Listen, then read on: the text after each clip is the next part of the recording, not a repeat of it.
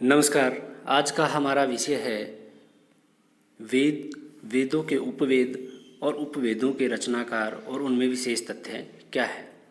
तो देखिए, सर्वप्रथम जो हमारा पहला वेद है वो है ऋग्वेद, और ऋग्वेद के उपवेद है, जो उपवेद है वो है आयुर्वेद।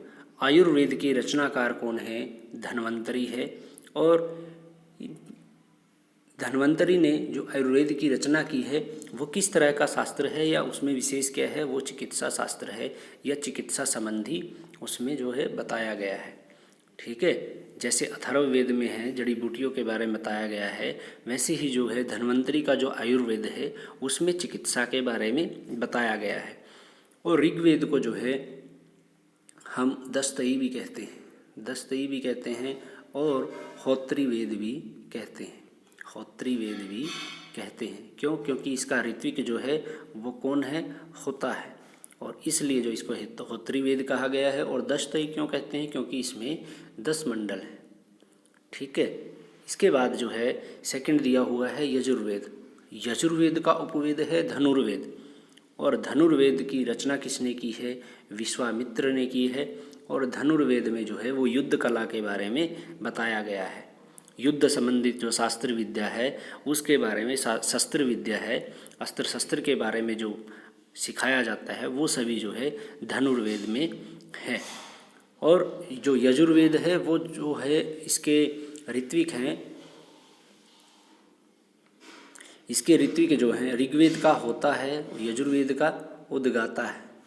ठीक है, कौन है? उद्गाता है।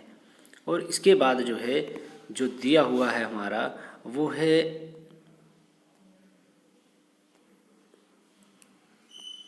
जो यजुर्वेद के हमारा जो ऋत्विक है वो है अध्वर्यु।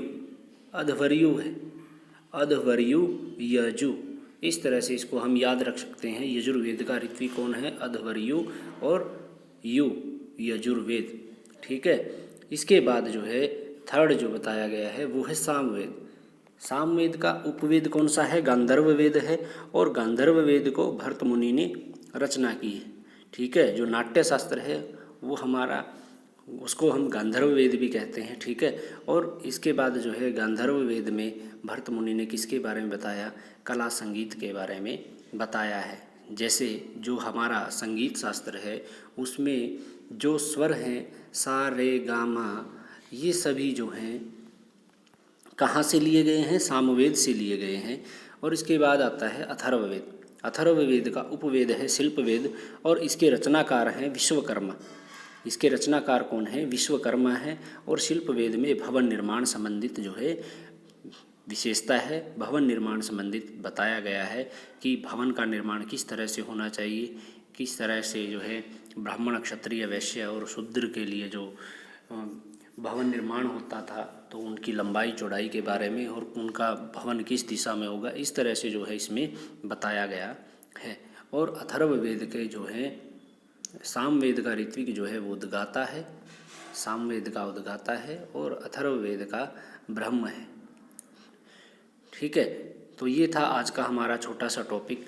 तो वीडियो को लाइक कीजिए, शेयर कीजिए। वैसे इम्पोर्टेंट है, ये इम्पोर्टेंट विषय है, क्योंकि कोई ना कोई जो है विचारों वेदों के जो उपवेद हैं उनको पूछ लेता है, और कई बार उनके रचनाकार पूछ लेता है, या फिर उनमें विशेषता क्या है, इस तरह से जो है पूछ लेते हैं।